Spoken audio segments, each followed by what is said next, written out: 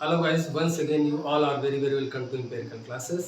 आज हम लोग थोड़ा सा बात करेंगे फोर्सेस के बारे में। हालांकि लेक्चर तो हम केमिस्ट्री का ले रहे हैं, लेकिन ये टॉपिक है फिजिक्स का। देखो, बहुत सारे ऐसे टॉपिक्स हैं केमिस्ट्री के जो फिजिक्स की थ्योरीज लेते हैं, फिजिक्स के कुछ रूल्स लेते हैं, कुछ टर्मिनोलॉजी लेते हैं फिजिक्स की, जो केमिस्ट्री को एक्सप्लेन करने में यूज़ करते हैं। ठीक है, तो आज हम एक छोटा सा टॉपिक सेलेक्ट किए हैं, फोर्स, और फोर्स को थोड़ा सा डिटेल में समझेंगे। ठीक है, देखो कौन कौन से फोर्सेस हैं, कैसे क्या है, वो सारी सारी चीजें हम लोग यहाँ पे डिस्कस करेंगे। तो देखो, फोर्स इन्वॉल्व इन केमिस्ट्री।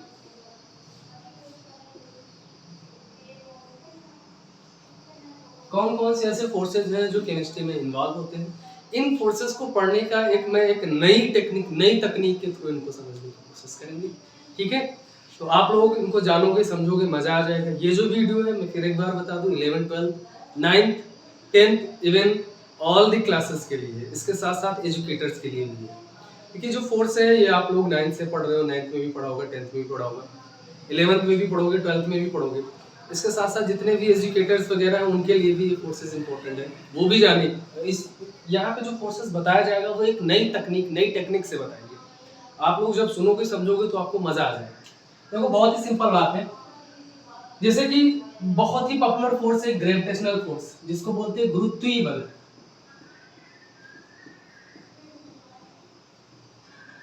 गुरुत्वीय बल ग्रेविटेशनल फोर्स है,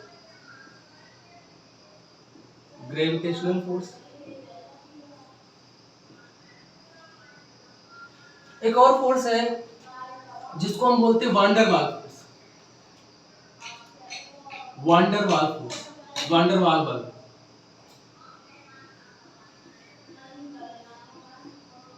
van der Waal, Van der Waals force, Van der Waals force. एक फोर्स है न्यूक्लियर फोर्स,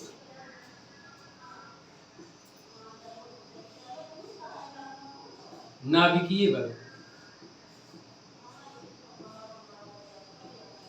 ये तीनों की तीनों जो फोर्स हैं वो डिपेंड करते हैं मास पर। तीनों फोर्सेस जो है वो मास पर डिपेंड करते हैं, लेकिन तीनों फोर्सेस अलग अलग है।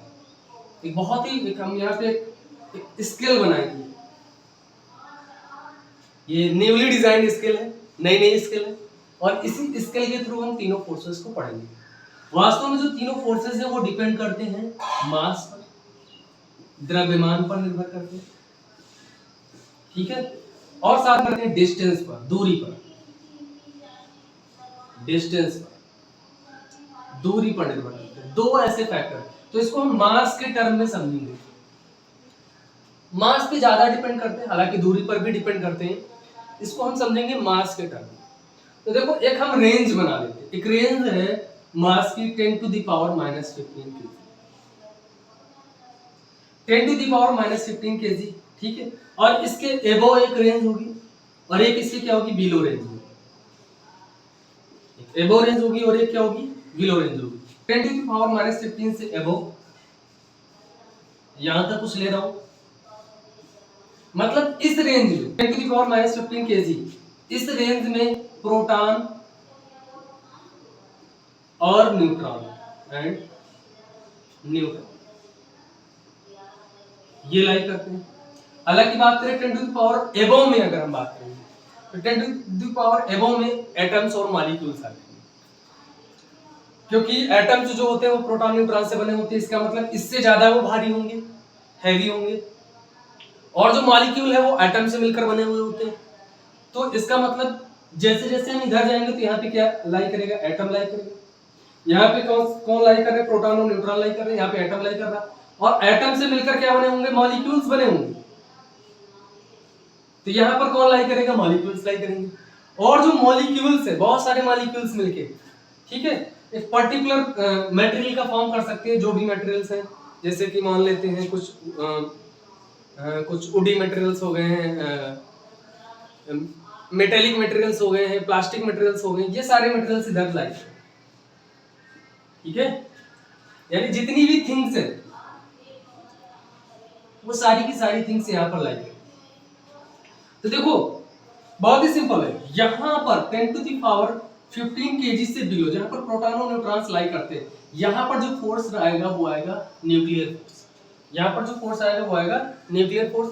और इसके ऊपर अगर हम मॉलिक्यूल और एटम के बीच में देखें, हालांकि मैं एटम को यहाँ पर नेग्लेक्ट करूंगा क्योंकि यहाँ पर बहुत ही वीक फोर्स होगा, तो यहाँ पर जो फोर्स आएगा वो आएगा वान डेर वाल फोर्स।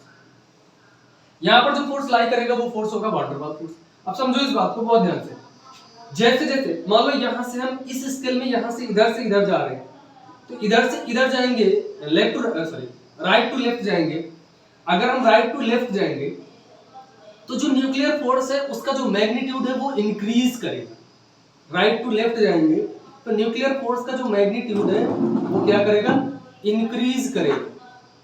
न्यूक्लियर फोर्स का जो मैग्नीट्यूड है वो क्या करेगा, इंक्रीज करेगा। लेकिन एट दिस पॉइंट, इस पॉइंट पर आने पर, जैसे ही इस पॉइंट पर आ जाएगा वैसे ही क्या होगा, जैसे इस पॉइंट पर आ जाएगा वैसे ही न्यूक्लियर फोर्स डिमिनिश होने लगेगा, गायब होने लगेगा, और वो फोर्स कन्वर्ट होने लगेगा वान डेर वाल फोर्स। वो फोर्स कन्वर्ट होने लगेगा वो वान डेर वाल फोर्स में। और वहां यहाँ पर वान डेर वाल फोर्स क्या होगा, यहाँ पर वान डेर वाल फोर्स जैसे हम राइट टू लेफ्ट जाएंगे ये वान डेर वाल फोर्स क्या होगा, बढ़ने लगेगा, बढ़ने लगेगा, ये वान डेर वाल फोर्स बढ़ने लगेगा। और ये किसके बीच में लाई कर रहा है, मॉलिक्यूल के बीच में लग रहा है, मॉलिक्यूल के बीच में अप्लाई हो रहा है, लाई कर रहा है। अब यही जो फोर्स है इस रेंज से जैसे ही ऊपर जाएगा, यहाँ पे मैं कोई पर्टिकुलर, हम ये कहेंगे कि यहाँ पे भी कोई पर्टिकुलर हम रीडिंग नहीं ले रहे हैं, कोई भी डेटा नहीं ले रहे हैं, बस हम ये यहाँ पर एक टर्म यूज कर रहे हैं मॉलिक्यूल्स रेंज। जिस रेंज में मॉलिक्यूल्स आते हैं उस रेंज पे हम बात कर रहे हैं। और स्पेशली हम यहाँ पे उन मॉलिक्यूल्स की बात कर रहे हैं जो लो मॉलिक्यूलर वेट्स पे होते हैं। यहाँ पर हम उन मॉलिक्यूल्स की बात बहुत कम करेंगे जो बहुत ज़्यादा हाई मॉलिक्यूलर वेट्स पे होंगे। और यहाँ पे मुझे कोई डेटा अभी जानकारी में नहीं है, यहाँ पे हम कोई भी डेटा यहाँ पर नहीं लेंगे। इसके ऊपर जो भी थिंग्स है उनके बीच में जो फोर्स वर्क करेगा वो ग्रेविटेशनल फोर्स होगा। तो ये था एक चार्ट के थ्रू हम लोगों ने फोर्स को समझाया। इनमें से जो दो फोर्स है वो हमारे काम के हैं, इनमें से ये जो दो फोर्स है वो हमारे काम के फोर्स है। अच्छा, एक और फोर्स है, शॉर्ट में इसको यहाँ पे डिस्कस कर लेते हैं। एक फोर्स है, वो फोर्स है हमारा कूलाम्बिक फोर्स, जिसको बोलते हैं इलेक्ट्रोस्टैटिक फोर्स।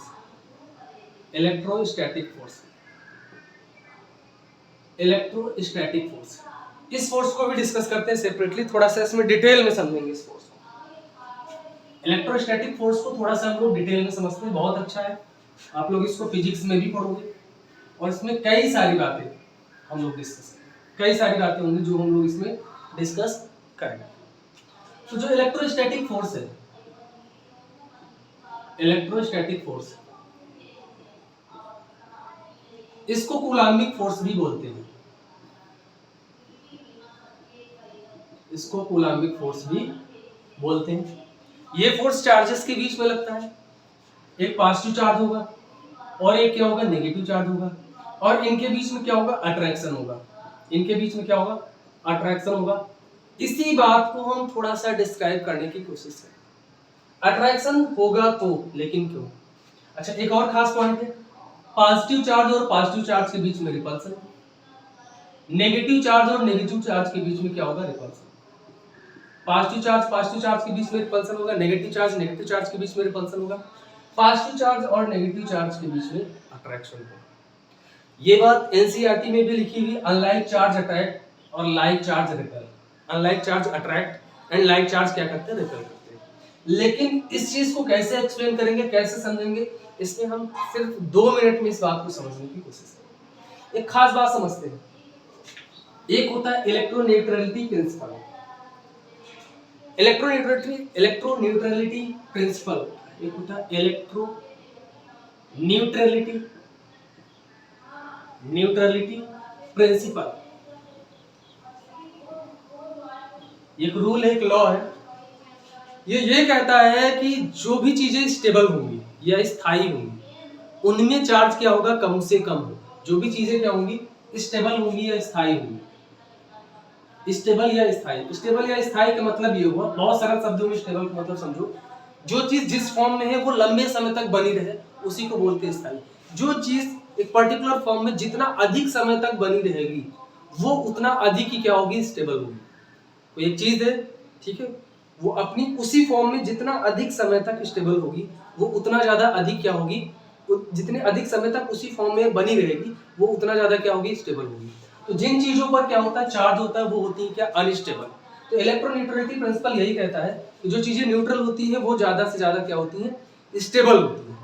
तो देखो समझो इस बात को, जैसे मान लो ये कि एक यूनिट क्या है, माइनस चार्ज, और एक यूनिट क्या है, प्लस, सॉरी ये भी माइनस चार्ज, एक एक यूनिट क्या है, माइनस चार्ज। अगर हम इनको पास पास लाएंगे तो इनका माइनस चार्ज क्या होगा, बढ़ेगा। चार्ज क्या है, यहाँ पर एनर्जी की बात हो रही है, टाइप ऑफ एनर्जी। तो इनकी एनर्जी या चार्ज क्या होगा, बढ़ेगा। तो चार्ज बढ़ेगा तो ये किस ओर जाएंगे, अनस्टेबिलिटी, अनस्टेबिलिटी की ओर जाएंगे। किसकी ओर जाएंगे, अनस्टेबिलिटी की ओर। कोई भी मटेरियल अनस्टेबल होना नहीं चाहता, सारे मटेरियल क्या चाहते हैं, अनस्टेबल हो। ये यूनिवर्सल लॉ है, ठीक है। तो जैसे ही अगर हम इसमें जोड़ने की कोशिश करेंगे तो ये क्या होगा, इससे दूर जाएगा, क्योंकि इसकी भी एनर्जी बढ़ेगी और इसकी भी एनर्जी बढ़ेगी। ये एक दूसरे को रिपेल करेंगे। क्यों रिपेल करेंगे, क्योंकि जैसे इनको हम पास लाएंगे तो भाई 1 unit plus charge, 1 unit minus charge और 1 यूनिट माइनस चार्ज। जब इन एक यूनिट माइनस चार्ज और 1 यूनिट ये माइनस चार्ज है, इनको अगर हम पास पास लाएंगे तो क्या होगा, इनकी चार्ज की, इनकी एनर्जी क्या होगी, बढ़ेगी भाई।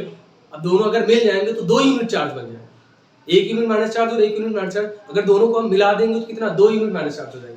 तो ये अपने चार्ज को बढ़ाना नहीं, क्या करना चाहेंगे, कम करना चाहेंगे, क्योंकि ये क्या होना चाह रहे हैं, स्टेबल होना चाह रहे हैं। तो ये अपने चार्ज को कैसे कम करेंगे, एक दूसरे को रिपेल करेंगे, ढकेलेंगे। ढकेलेंगे इसलिए क्योंकि जब हम इनको पास पास लाएंगे, तो जब पास पास लाएंगे तो इनका चार्ज बढ़ेगा। 1 यूनिट से कितना हो जाएंगे, 2 यूनिट। बिल्कुल वैसा ही प्लस चार्ज और प्लस चार्ज में होगा। 2 प्लस चार्ज को अगर हम पास पास लाएंगे तो क्या होगा, जब 2 प्लस चार्ज पास आएंगे तो क्या होगा, इनके बीच में रिपल्सन होगा। रिपल्सन इसलिए होगा क्योंकि एक प्लस चार्ज और दूसरा प्लस चार्ज जब पास पास आएगा तो दोनों मिलके 2 प्लस चार्ज बन जाएंगे, 2 यूनिट प्लस चार्ज। और प्लस चार्ज का जो मैग्नीट्यूड है वो बढ़ जाएगा, एनर्जी है जो बढ़ जाएगी। जब एनर्जी बढ़ जाएगी तो क्या होगी, स्टेबिलिटी कम हो जाएगी। इसलिए चार्जेस क्या होना चाहेंगे, दूर दूर होना चाहिए। अब हम बात करेंगे यहाँ पर थोड़ा सा अट्रैक्शन के बारे में, कि अट्रैक्ट क्यों करते हैं। तो बहुत ही सिंपल है। मान लो ये 1 यूनिट प्लस चार्ज, 1 यूनिट क्या है प्लस चार्ज और 1 यूनिट क्या है माइनस चार्ज। जब ये पास पास आएंगे तो इनके चार्जेस क्या होंगे, कैंसिल होंगे। दोनों अपोजिट फोर्सेस हैं, अपोजिट चार्ज है, दोनों क्या है, अपोजिट फोर्सेस है। इसको आप ऐसे भी समझ सकते हो, एक मान लो ये एक मार्कर है, इसको एक फोर्स इधर से हम लगा रहे हैं और एक फोर्स इधर से अप्लाई कर रहे हैं। अगर मान लो एक फोर्स इधर से अप्लाई कर रहे हैं, ये पॉजिटिव फोर्स हो गया और ये क्या हो गया, नेगेटिव फोर्स हो गया, और दोनों सेम मैग्नीट्यूड के हैं, तो दोनों अगर बराबर लगेंगे तो ये मार्कर क्या होगा, स्टेबल होगा, स्थायी होगा। ये मार्कर क्या होगा, स्टेबल होगा और स्थायी होगा। एक स्थान पर क्या होगा, बिल्कुल फिक्स रहेगा। एक पोजीशन पे क्या रहेगा, बिल्कुल फिक्स रहेगा, ठीक है। तो इसी वजह से ये प्लस चार्ज और माइनस चार्ज का क्या होगा, अट्रैक्शन। जब ये पास पास आएंगे तो दोनों की चार्जेस, दोनों की एनर्जी क्या हो जाएगी, डिमिनिश हो जाएगी। देखो अगर हम इधर पॉजिटिव फोर्स इसको खींच रहा है इधर और नेगेटिव फोर्स इसको खींच रहा है इधर, तो पॉजिटिव फोर्स इधर खींच रहा है तो इधर जाना चाहिए, नेगेटिव फोर्स इधर खींच रहा है तो इधर जाना चाहिए। दोनों का जब चार्ज सेम होगा तो दोनों बराबर फोर्स अप्लाई हो रहेंगे। जब दोनों फोर्स बराबर होंगे, बैलेंस फोर्स होगा, तो बीच में क्या होगा, बिल्कुल फिक्स रहेगा। तो बिल्कुल वैसे ही, और बिल्कुल फिक्स होने का मतलब क्या हुआ, बिल्कुल स्टेबल रहेगा। तो बिल्कुल वैसे ही पॉजिटिव और नेगेटिव जब आपस में मिलेंगे तो यहाँ पे हो जाएंगे न्यूट्रल। न्यूट्रल मतलब नो एनर्जी, एक दूसरे की एनर्जी को क्या कर रहे हैं, कैंसिल कर रहे हैं, और ये बन जाएंगे क्या, स्टेबल। इसीलिए एक दूसरे को क्या करते हैं, अट्रैक्ट करते हैं, और इसी अट्रैक्शन फोर्स को क्या बोलते हैं, कूलम्बिक फोर्स बोलते हैं। तो थैंक यू ऑल। उम्मीद करता हूँ ये वीडियो आप लोगों के लिए बेनिफिशियल होगा और इसको आप लोगों ने बहुत अच्छे से समझा होगा। इसमें जो भी डाउट्स हैं वो आप लोग कमेंट करके हमसे पूछ सकते हैं। मिलते हैं नेक्स्ट वीडियो में। Thank you.